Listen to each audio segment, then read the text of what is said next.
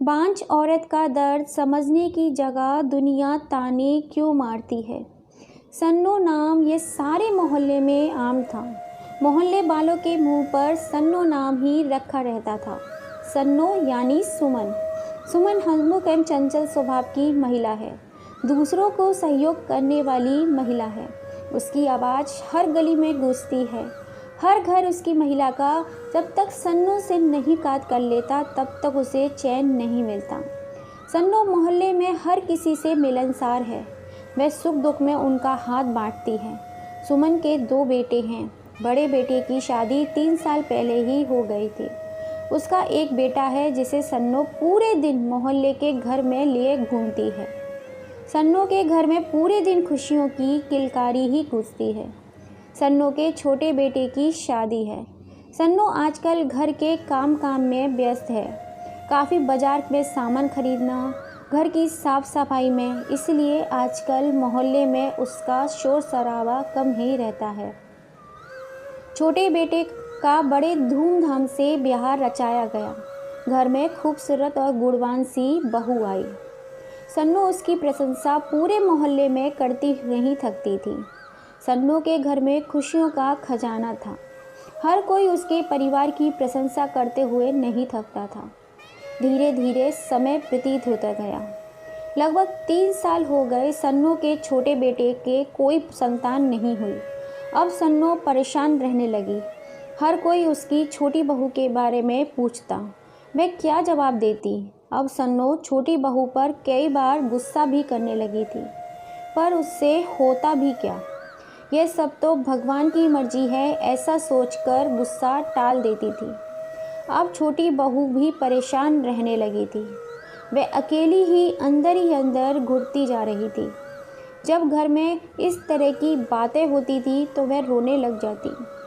अब उसे घर में सभी ताने भी देने लगे थे, पर छोटी बहू क्या कर सकती थी। सन्नो के द्वारा भी पूरे जतन किए गए। हर मंदिरों में जाकर उसने मन्नत मांगी, परंतु सभी विफल रहीं। जिस घर में खुशियों की किलकारियाँ उठती थीं, आज उसी घर में मायूसी छाई हुई है। सन्नो का छोटा लड़का पास के एक शहर में नौकरी करता था। जब वह भी छुट्टी में घर आता तो परिवार का यह दुख देखकर बड़ा ही दुखी होता था। वह अपनी पत्नी का दर्द अच्छे से जान रहा था, पर वह करे तो क्या करे। उसने निश्चय कर लिया कि वह अपनी पत्नी को अपने साथ लेकर शहर जाएगा। वह अपनी पत्नी को साथ लेकर चला जाता है। जब वह ड्यूटी पर चला जाता है तब वह अकेली इसी बात को सोचती रहती है, लेकर परेशान रहती थी और अंदर ही अंदर रोने लगती थी।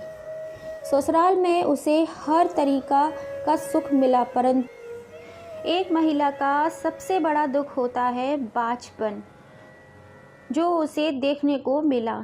यह बात उसने अपने दोस्त को बताई और उसने बताया कि आप किसी डॉक्टर की सलाह क्यों नहीं ले सकते, जिससे आपको संतान सुख की प्राप्ति हो सकती है, क्योंकि हमारे शरीर में बहुत सारी कमज़ोरियां होती हैं जिनका इलाज संभव है।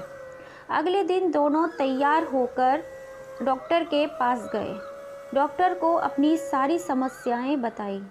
डॉक्टर ने कुछ टेस्ट कराए और उनको कहा, चिंता की कोई बात नहीं है, आपको संतान सुख मिल जाएगा।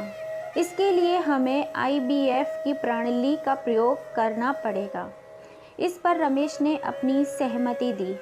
ठीक समय के बाद रमेश को पुत्र रतन की प्राप्ति हुई।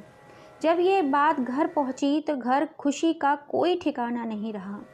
सन्नो ने पूरे मोहल्ले में खूब मिठाई बांटी और खुशियां मनाई। जो कभी ताना मारते थे उनके सर घड़ों की तरह पानी में घुस गए। किसी की आंखों में खुशी के आंसू थे। जो कलंक रमेश की पत्नी ने कई साल तक सहा, उसका आज उसे सुख मिल गया। यह कहानी उन महिलाओं की है जो ऐसी समस्याओं से जूझती हैं और किसी डॉक्टर की सलाह न लेकर देवी देवता में विश्वास करती हैं।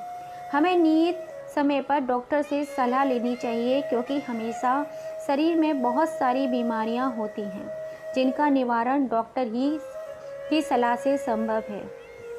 दोस्तों, इस कहानी को ज़्यादा से ज़्यादा शेयर कीजिए, जिससे हर एक कोई अपनी सोच बदल सके। यह कहानी पसंद आई हो तो हमारी इस छोटी सी फैमिली का हिस्सा ज़रूर बनिएगा।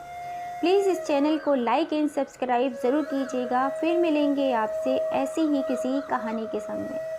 जय श्री राम दोस्तों, फिर से आपका दिल से धन्यवाद।